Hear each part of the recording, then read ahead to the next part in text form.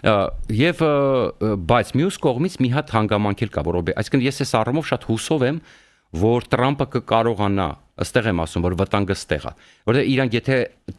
տարածաշրջանացման բալանսավորեն, որ բալանսավորվես այդ տրամաբանության մեջ անեն, ըստեղ իրանք զայրացնելու են Միացյալ Նահանգներին, որտեղ Միացյալ Նահանգները հստակ, ասենք նրանք չեն նայել, նրանք ասում են սենց է պետք անել։ Թուրքիային դեմա, Թուրքիային կողմը մեզ հետաքրքիր չի, սենց է պետք անել, որտեղ մեզ շահը սա է պահանջում, ինչ ես դու անելու։ Կոպիտ ասած, հիմա տեսեք, օրինակ Թուրքիային ձեռնտուր Իրանում իշխանափոխությունը, որտեղ Իրանը երբ որ բացվեց մեզ համար, Թուրքիան դուրս է մնում խաղից։ Թուրքիան կորցնում է իր ազդեցությունը հարավային Կովկասի վրա, եթե Իրանը դարավ պրոամերիկյան։ Հասկանում եք, չէ՞ ինչ է կատարվում։ Դրա համար Ֆիդելը ոռնում ասում է, եկեք չի կարելի այնտեղ իշխանություն փոխել։ Իրանց ձեռ ատել այդ հետամնաց տարակած Իրանը։ Հա, միջուկային ծրագիրը պետք է արգելել, պետք է զսպել, բայց թողեք դες պայթած Իրան մնա այնտեղ, հա, հետամնաց, պայթած, ասենք եւ այսպես շարունակ։ Մենակ զենք տվեք թող արտադրեն, իսլամական հեղափոխությունների կորպուսը թող այդ փողերը լվատանի կրիպտոարժույթով ոնց որ ամերիկացիներն փորձում են այքերը լափեն, ինչ ուզում են թողնել, մենակ թողեք այդ իշխանությունը մնա, որտեւ իրաց ձեռ ատալ, այդպես Իրանը երբեք չի զարգանա։ Եվ այս իրավիճակում մի հանգամանք էլ կա։ Հայաստանում ստեղծվել է այնպիսի իրավիճակ, որ կամ պետք է Փաշինյանը լինի, կամ ռուսամետները։ Ճիշտ է, այսինքն դուք ընտրություններին տեսնում եք ուրիշ տարբերակ, չէ։ Եթե եկան ռուսամետները, մի հատ էլ ավելի մեծ կատաստրոֆա է լինելու։ Ընդեղից էլ ասելու են, բերեք Ռուսաստանին մտցնենք, դա մեր պայմանն է։ Այստեղ կարող է Ամերիկան թողնի գնա կամ Ամերիկան, չգիտեմ, սահմանափակի իր մասնակցությունը կամ ընդհանրապես եւ այստեղ արդեն Թուրքիան չի կարողանալու իր հարցի։ Թուրքիան հարցերը լուծում է Ամերիկայի հետ, մի հատ է Ռուսաստանը այստեղ ավելանալու, հազիվ ինքը Ռուսաստանին հանել է տարածաշրջանից, առավել եւս տեսեք հիմա ինքը արդեն ռուսներին օգտագործում է ոնց ուզում է այս պարագայում։ Կուզենա օրինակ ռուսական զորքը կպայի Սիրիայում, կուզենա ռուսական զորքը կպայի Հայաստանում, չի պայի Հայաստանում, արդեն տեսեք, ու դրա դիմաց ու ամենավատը ստեղ գիտեք որն է, ռուսական զորքը որ մնաց Հայաստանում ընտրություններից հետո, դրա դիմաց Էրդողանը ստանալու է Պուտինից։ Ասում է, եթե որտեղ մեր սահմանը բաց է, այնտեղ անվտանգության խնդիր չկա, եթե ուզում ես քո զորքը Հայաստան, ոնց որ Սիրիայում, ուրեմն իմ համար պետք է այս անես, այսինքն հիմա էլ մեզ հիմա այդպես դեմագոգիայով են, չես բաց ասում են, ցեղասպանության հարցը մեր դեմ են միշտ օգտագործել։ Սա օգտվել են բացի մեզանից, չէ՞, Փաշինյանը այդ թեզն էր առաջ քաշում։ Հիմա նույն բանն է լինելու։ Ռուսական զորքը պահելու դիմաց քեզ են վաճառելու, քեզանով են առևտուր անելու։ Թուրքիան ո՞նց պահեց ռուսական զորքը Սիրիայում։ Ընդ արդեն ոչ մի բան չի նշանակում, ընդհանրապես Աֆրիկայի սնուցման հարցն է լուծում, բայց պահեց չէ այնտեղ։ Դրա համար այս իրավիճակում շատ ձեռատալ է Էրդողանին, որպեսզի այս իշխանությունը մնա, որովհետև հակառակ դեպքում այնտեղ ավելի կատաստրոֆա է լինելու։ Եթե եկավ ուրեմն ռուսամետ իշխանություն, այնտեղ ընդհանրապես կատաստրոֆա է լինելու։ Այդ ընդհանրապես Հայաստանի կորցանման հարց կարող է կանգնի։ Բայց այդ հավանականությունը ասեմ ինչի, որտեվ տեսեք, եթե օրինակ այնտեղ մեր ձևովները կամ Քոչարյանները կամ Դաշնակցությունը եկան, իրենք շատ արագ կազմակերպելու են, որ Հայաստանը դառնա գուբերնիա, ինչի, որտեվ դուք հասկանում եք, չէ՞, բարդ հարաբերությունների մեջ իրանց մտնել ինքնասպանություն է։ Այսինքն իրանք հոգու խորքում հասկանում են իմ խորին համոզմամբ, որ որպեսզի այս սաղ խնդիրներից բրցնել, պետք է Հայաստանը սարքել գուբերնիա ու այս թող բարդ աշխարհ քաղաքականության մեջ ռուսները բանակցել ու մեծ ուզում են ոնց ուզում են, այսինքն արդեն մենք կլինենք ապահով այս տարածության։ Ինչ կանի, Պուտինը կվերցնի միջանցքը կտա Ալիևին, որպեսզի Ալիևին կտրի Թուրքիայից իր արևին, այնտեղ կպայմանավորվի իր զորքը կտնի, Պարզա չէ, Ալիևը հողի դիմաց անպայման կհամաձայնվի։ Անկապ Թուրքիային կգցի այս պարագայում, ինչ խնդիր, հա։ Իհարկե թե Ռուսաստանի կշիռների դրա պայմաններն է որ Ռուսաստանը պետք է պատերազմում հաղթի, որը չի սպասվում համենայն դեպս, հա, ուկրաինական պատերազմում։ Դրա համար այդ իրանց համար լավագույն սցենարում։ Բայց գլոբալ հիմա ինչի է այդ ռիսկերը բերել, եթե կա արդեն ստեղծված իրավիճակ, իսկ թուրքերը շատ լավ հասկանում են, ռուսները ասել են մենք ոչ մի բան չենք, մենք ոչ թուրքերի հետ կարող պատերազմի մեջ մտնենք, ոչ կարող ադրբեջանցիների հետ պատերազմի մեջ մտնենք, մենք այս իրավիճակն է, ուրեմն դարեք գուբարնիա, մենք Իրանի հետ փորձենք ձեզ մի ձև պահել, որպես պետություն, այսինքն որպես գուբերնիա։ Եվ այդ պարագայում գլխացավանքից կպրծնեն։ Այսինքն Ամերիկային կհանեն եւ ասեցի սցենարը ոնց կլինի։ Իսկ ինչ է կարծում, եթե Հայաստանը դառնա, կներեք, տեսեք, ինչ է ասում, Թրամփը ասում է, ես չեմ ուզում, ճիշտ է, դեռ մի քիչ սաղ էսպես ասում է հիմա Զավեշ Տալիբանը, դառը մեմա, դառը ֆորացից ես չեմ ուզում Չինաստանը, Ռուսաստանը դառնան Ամերիկային սահման, հիմա այստեղ մեմա դառը բոլորը ասում են նկարեցույց են տալի Ալյասկան եւ Ռուսաստան, ամենամոտիկ սահման, ամենամոտիկ հարևանը ըստ էության Ամերիկային Ռուսաստանն է, որտեղ Ալյասկան գնել են Ռուսաստանից եւ հիմա շատ փոքր տարածք ընդեղ Ալյասկայի եւ Ռուսաստանի միջեւ,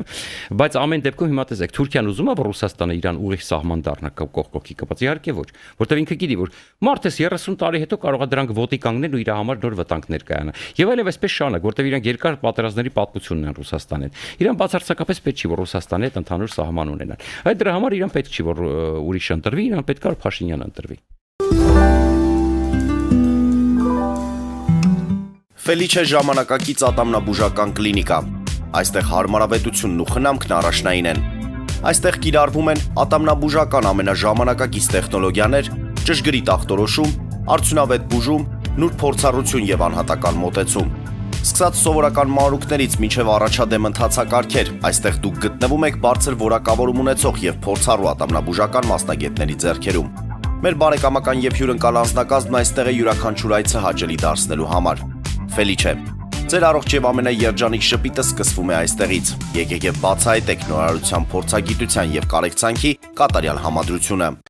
Վաճառվում է գերմանական հնաոճ դաշնամուր 1892 թվականի արտադրության ֆոն Մուլբախ։ Գտնվում է գերազանց վիճակում։ Կինը 15000 ԱՄՆ դոլար։ Հեռախոսահամար 094 115 310։ Երևան փոստը Գրանադա Հյուզում տեղեկացնում է։ Դրամական փոխանցումներ 1%-ով։ Օդանավով 1 պաունդը 2.99։ Նավով ուղարկեք 1 արկղ, երկրորդ արկղը անվճար։ Ավտոմեքենաների փոխադրում անհավատալի արժեքներով։ Ինչպես նաև կահույք եւ մեծ չափի բեռների փոխադրում։ Ջաքփաթ հագուստի խանութը երկրորդ մասնաճյուղն է բացել Գլենդելի սրտում, որտեղ կարող եք ձեռք բերել եվրոպական եւ ամերիկյան ընտիր հագուստեղեն, կոշկեղեն, աքսեսուարներ, պայուսակներ ամենահարմար արժեքներով։ Նաև կարող եք ցանկացած ապրանք պատվիրել եւ ձեռք բերել կարճ ժամանակում։ Ջաքփաթի Գլենդելի հասցեն է 1135 North Pacific Avenue, հեռախոս 818 813 2252։ Ջաքփաթ հագուստի լավագույն կենտրոնը Գլենդելում։ 60-ից ավելի ճանաչված եվրոպական բրենդների ինքնատիպ, չկրկնվող եւ մատչելի ընտրանին Fortuna Home and Country House խանութ սրահում։ Նորավոճ սպասք եւ կահույք հորեկա բնագավառի համար, տեքստիլ տնտեսական ապրանքներ, ամեն ինչ գեղեցիկ կյանքի համար։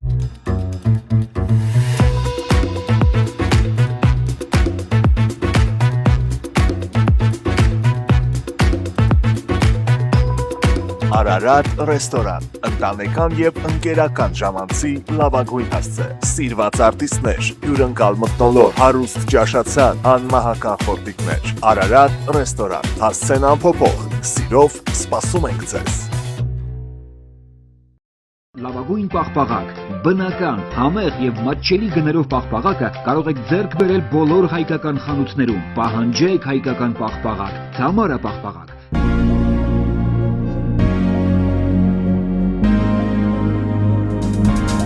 Տպագրեք ձեր գիրքը Նոյան տապան տպագրատանը, ինչպես նաև թերթեր, ամսագրեր, բուկլետներ եւ այլն։ Հասցեն քաղաք Երևան, Իսահակյան 28 առաջին հարկ։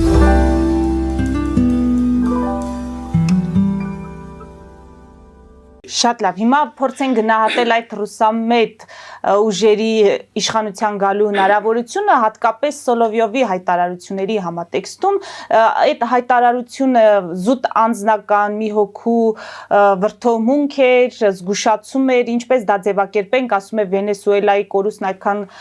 նշանակալից չէ Ռուսաստանի համար, որքան Հայաստանինը, դա ռազմավարական մեծ սխալ կլինի եւ պետք է հատուկ գործողություններ իրականացնել, ինչու ոչ իրենց ազդեցության գոտիներում, ինչպես Ուկրաինայում են իրականացնում։ Եվ հնարավորություն արդյոք կարող են այդպիսի գործողության սցենարով գնալ, որպեսզի հասնեն իշխանափոխության Հայաստանում։ Ռուսամետ ուժերին բերեն։ Ըստ էության, այս դեպքում էլ նախորդ հարցի պատասխանում ըստ էության պատասխանեցի այս հարցին։ Գուբերնիայի գաղափարը, որովհետև ռուսները հիմա հասկանում են, տեսեք, Զատուլինը խոսացելիք, ասեց, մեզ դուրս թողեցին այդ ճանապարհից։ Հիմա Թուրքիան ճանապարհը կառուցում Կարսի հետ, էդ ասում։ Հիմա հնարավորություն ունեն իրենք։ Չէ։ Հիմա տեսեք խնդիրը որն է, իրենք ոռնում են, որովհետև ասում են, իրենք չեն ուզում բացահայտ հակամարտության մեջ ընկնեն Թրամփի հետ, բայց իրենք ասում խրխռում են, օրեշնիկ են խաղացում, նստում, ինչ որ, չգիտեմ, ինչ որ անբանափոխված, ինչ որ մեջը Գագարինի ժամանակվանից մաս էին գտել, չգիտեմ, եւ այլն, հա։ Իրենք հիմա խրխռում են, հասկացեք, սա խնդրեմը է, դա խրխռում են։ Զատուլինը կանգնեց ընդունեց, որ ամերիկացիները մտան մեր ազդեցության գոտի, վերցեցին ճանապարհը, մեզ շանտեղ չդրեցին։ Մտան Վենեսուելա, այսինքն տեսեք, հիմա ինչ է ասում Սոլովյովը, իհարկե փոխանցում է Ռուսաստանի իշխանությունների բան։ Դա ըստ էության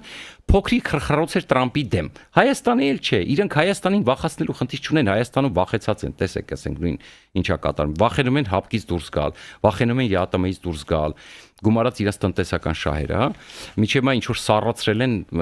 բայց մարդ էս ասենք արևտա կարող է հալիկ հայտարարել լինենք, հա։ Այդ հապկի անդամակցությունը։ Դրա համար իրենք հասկանում են մի բան, իրենք դա սպառնում էին Ամերիկային, հետո իրենք ինչ են ասում են Մարկեդոնովը կոչվածն ինչքան տականք կա գալիս ասում է մենք պետքա ոչ թե ձեր հետ պայմանավորենք, մենք պետքա պայմանավորվենք, դուք կամ պետքա կատարեք մեր հրամանները, իսկ որից հետո էլ ԱՄՆ-ն պետքա նստի մեր հետ բաժանի, որնա մերը, որնա ձերը, մերն ու ձերն են անում իրենք, հասկանում եք։ Էտա, այսինքն իհարկե լուրջ է, իհարկե իրենք սպառնում են ոչ թե մեզ, այլ իրանց երազանքի, այս գիտեք ոնց է, իրանց մոտ հիմա արդեն սպառնալիքները բան է, ասենց ասենք ինչ որ երևակայական, ինչ որ վարդագույն երազանքների մեջից է իրանց, հասկանում եք, բայց իրականում գետնի վրա մենք տեսնում ենք տնտեսությունը քանդվում է, գնալով վատանում է, նավթի գները իջնում են, Տրամպը համենայնպես լավ վատ այնպիսի քաղաքականություն ավարում է նավթի բանի հետ կապված, որ գները ցածր են մնում, պատժամիջոցները վատ լավ, ասենք զենքի վաճառքը վատ լավ, ասենք այս պարագայում գնալով ռուսների վիճակը կամաց ծանրանում է, հա։ Եվրոպացիք դանդաղ են շարժվում, արագ են շարժվում, չգիտեմ, հա, ուշքի չեն գալի ով հասկանում, բայց ինչ որ մի բան տեղից շարժվում է, կոպիտ ասած։ Դրա համար մեծ հաշվով Պուտինը լավ հասկանում է, որ 2 տարով Ուկրաինային տվեցին ֆինանսավորումը, գլխավոր փողը տվեցին 2 տարվա, այնտեղ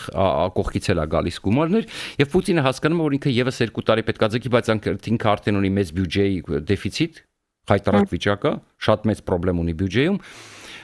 այդ ծակը փակել է պետք, ակնհայտորեն, որը չգիտեմ որտեղից հավերցնելու, պետք է փող տպեն, դա էլ բերում է խայտարակ ինֆլյացիայի, այսինքն այս տարի արդեն իրանց մոտ առանց ռեզերվային միջոցների է։ Ոնց են անելու չգիտեմ, հələ ասում են փող տպելով մի տարի կարած յոլա գնաս, բայց հետո սկսում է ավելի ահավոր վիճակ, այսինքն ինչքան դու արհեստական փրկության համար ինչ որ քայլեր ես անում, հետո դրա վատ էֆեկտը ավելի մեծ է լինում, հա, ձնագնդի պես դա կուտակվում է, հետո միանգամից է խփում։ Դրա համար պետք է հասկանալ այս իրավիճակում, որ ռուսները սպառնում են, բայց իրականում հենա Լոնդոնն էլ է սպառում խփել, Բերլինն էլ է սպառում խփել, խփեցին։ Իհարկե ոչ, բայց պետք է հասկանալ, որ ոչ մեկ իրանց թույլ չի տա, ասենք ինչ Վրաստանով պետք է մտնեն Հայաստանը գրավեն։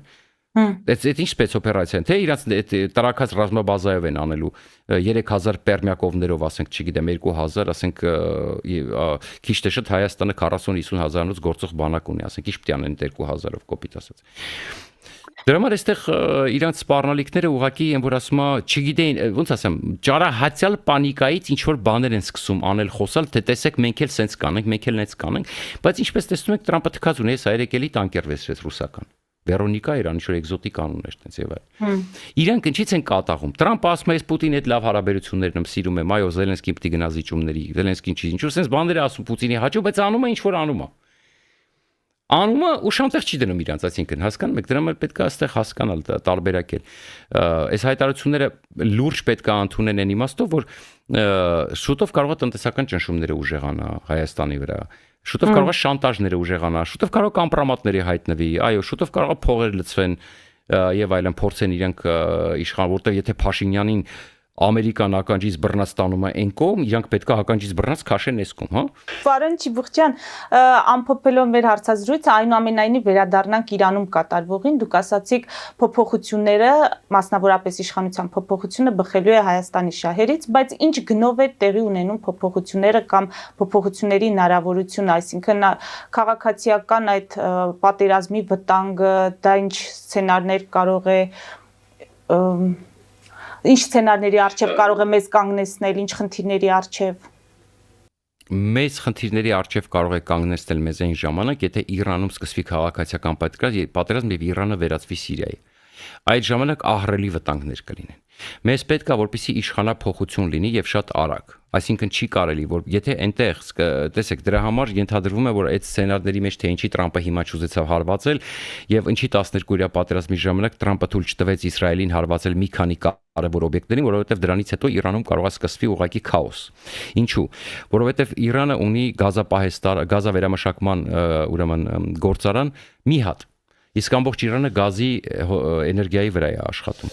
Գիտեք, Հայաստանն էլ է գազ են տալի, հոսանք են ստանում։ Դե դուք պատկերացեք, եթե այդ մի հատ գործարան Իրանը կմնա առանց լույս։ Ամբողջ Իրանը կմնա առանց լույս։ Եթե խփեն նավթամերժակ մի երկու հատ գործարան ունի մեծ,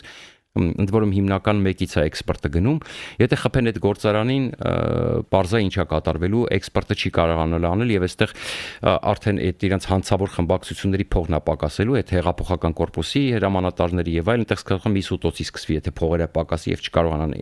ստվերային էքսպորտը անել։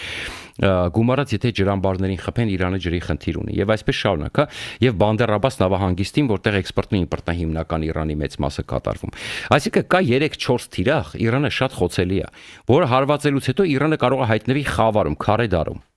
Այդ ժամանակ կարող է սկսվի խայտարակ բան եւ դա չեն ուզում ոչ Իսրայելը, ոչ Ամերիկան, դրա համար է այս խառնաշփոթը, տեսնում եք, կամ չեն կարող պայմանավորեն, կամ պայմանավորվել են, չեն կարողանում հասկանալ ով ինչ պետք է անի, կամ մեկը մյուսի վրա է գցում, կամ մեկը ուզում էր մյուսը անի, ոնց որ Թրամփը վերջի պայն մտնի հաղթանակը վերցնի, ասենք, որտեղ այստեղ 6 օր մնաց Նեթանյահուն, 6 օր մնաց։ Ինչ որ խաղեր է, ինչ որ տարօրինակ բաներ է կատարվում։ Հիմա տակից Թրամփի անձնակազմը ադմինիստրացիան գցում է պատճառը Նեթանյահուի վրա, թե Նեթանյահուն չի ուզում, որ ես հարվածեմ, բայց դա աբսուրդ է։ Նեթանյահունի սկզբանե ասում էր, բերեք ես հարվածեմ, միանգամից այդ իշխանապողությունը այն ժամանակ անենք եւ ուզում էր Խամենեին սպանեին, այն ժամանակ այդպիսի ծրագրեր կար, բայց Նեթանյահուն, բայց այն ժամանակ Թրամփը թույլ չտվեց Խամենեին կապնեն։ Այդպես է Խամենեին, դեպս բարբերականները գրում, որ թույլ չտվեցին։ Բայց այստեղ մի բան ասեմ, 3 տեղի ունեցավ մի կարևոր բան, կանչեցին եթեր Իրանի արտգործնախարարին եւ կանչեց Շոն Հենեթին, որը Թրամփի ամենասիրելի հաղորդավարն է։ Եվ Թրամփը նրա միջոցով երբեմն մեսեջներ է հղում եւ նրա միջոցով երբեմն պատասխաններ է ակնկալում եւ մի դրվագ ձեզ ասեմ, որպեսզի պարզ լինի։ Երբ որ նրան հարցրել, երբ որ պատերազմի մասին խոսեց, այն ժամանակ առաջին ասեց, դե մենք բանակցում էինք, 5 ռաունդ բանակցել էինք ամերիկացիների հետ, 6-րդը ֆիքսել էինք, բայց ամերիկացիները հարվածեցին։ Իսկ գիտեք ինչ պատասխանեց Շոն Հենեթին, ասեց, որտեվ որ դու եկար իմ եթեր եւ ասացիր, որ դուք չեք հրաժարվելու միջուկային ծրագրից։ Դու եկար իմ եթեր եւ իմ եթերում ասացիր, որ չեք։ Դա է պատճառը, որ մենք չսպասեցինք, հարվածեցինք։ Հիմա կանչեց եւ ասեց, ինչ ունես հիմա փոխանցելու Թրամփին։ Ինչ զիջումների ես պատրաստ, ասեք պատրաստ եք, Իրանը պատրաստ է գնալ զիջումների հիմա։ Եվ ըստ էության նա ասեց ոչ էլի։ Որտեվ երկու հիմնական պայման է դրած։ Ըստ էության ուզում են փոխեն Չինաստանից։ Պետք է հրաժարվես բալիստիկ հրթիռների ծրագրից, պետք է հրաժարվես միջուկային ծրագրից, մենք կբացենք պատժամիջոցները, կոպիտ ասած, դուք կշնչեք կապրեք։ Ամերիկյան շահերը սպասարկեք, մնացածը ինչ ուզում եք կարեք, հա։ Միջուկային ծրագիր չեք ունենում, բալիստիկ հրթիռների ծրագիր չեք ունենում, որ Իսրայելը լինի ապահով, կոպիտ ասած, հա։ Մնացածը կբացենք, ապրեք։ Բայց դրա համար դուք պետքա ձեզանից ոչ մի բան չներկայացնեք, պրոքսիներ պետք է չունենաք, Հեզբալլահին, Համասին պետքա նպաստեք, որ զինաթափենք, որտեղ դուք գիտեք հիմա Լիբանանում չի հրաժարվում Համասը Գազայում, Հեզբալլահը Լիբանանում հրաժարվում են զինաթափվել եւ դա ուշ թե շուտ արվելու է։ Իսկ երկրորդ ռաունդը արժևում է եւ Իսրայելա-Լիբանյան պատերազմ կարող է լինի եւ Գազայում ռազմական գործողությունները կարող են շուտով վերականգնվել եւ Իրանի հարվածները պետք է լինեն ենթադրաբար, որովհետեւ եթե կամ Իրանը գնում է միջուկային ծրագրից հրաժարում եւ բալիստիկ հրթիռների ծրագրի հրաժարում կամ ուրեմն տեղի է ունենում որտեվ Իրանը հիմա արագ վերականգնում է բալիստիկ հրթիռների ծրագիրը եւ այդ մասին է զգուշացրեց Հենետին, ասես մենք գիտենք որ դուք վերականգնում եք այդ ծրագիրը։ Իսրայելն է զգուշացնում է մենք չենք կարող թույլ տալ որպեսզի Իրանը իր կարողությունները վերականգնվի։ Երկրորդ հարվածը ենթադրաբար ավելի դաժան է լինելու, ավելի խոցելի է լինելու, հարվածվելու են այնպիսի կետեր, որտեղ արդեն որից հետո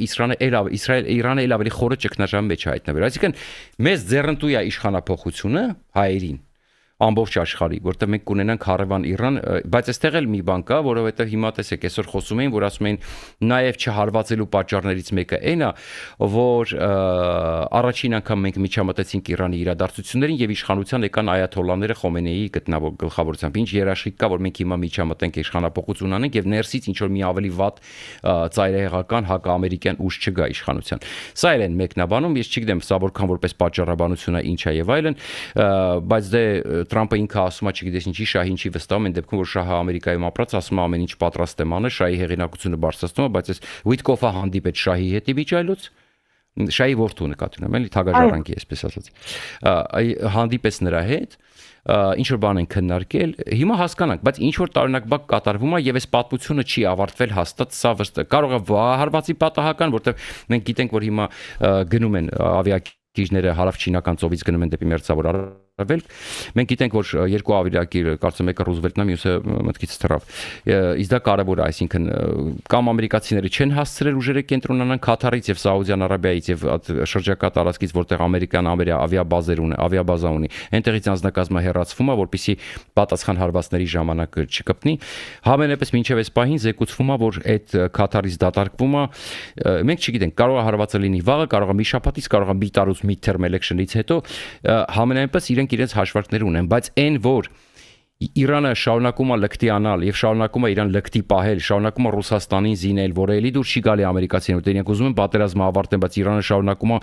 տեխնոլոգիաներ տան, շահիդների նոր սերունդներ տալ եւ այսպես շարունակ։ Դրա համար եթե